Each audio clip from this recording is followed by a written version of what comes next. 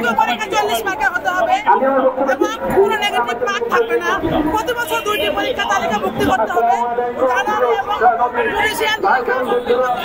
এটা অবিলম্বে করতে হবে। পরীক্ষা ঘোষণা করতে হবে। আমাদের এই দাবিগুলো এই দাবি নিয়ে আমরা আজকে এইখানকে সমাবেশ শেষ করে সচিবালয়ে উদ্দেশ্যে রওনা হবো।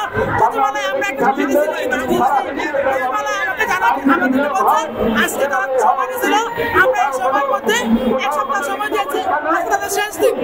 এই দিনের মধ্যে আজকে আমরা ওখানে যাবো, তারা আমাদেরকে কি দেয় তারপর আমরা পরবর্তী কর্মসূচি ঘোষণা করবো ইনশাআল্লাহ। অনেকে লিখিত পরীক্ষায় যেমন ভালো করে তাকে ফেল করানো হয়, এই জন্য আমরা লিখিত পরীক্ষা বাতিল চাই। আমরা সংস্কার চাচ্ছি, কারণ হচ্ছে 12 সালে পরীক্ষা ছিল, উদ্দেশ্যপূর্ণভাবে পরীক্ষা চালু করা হয়। কারণ হচ্ছে বর্তমান টাকা যে বাতিল সরানো হচ্ছে সেটা আমরা সবাই জানি, কিন্তু শাস্তি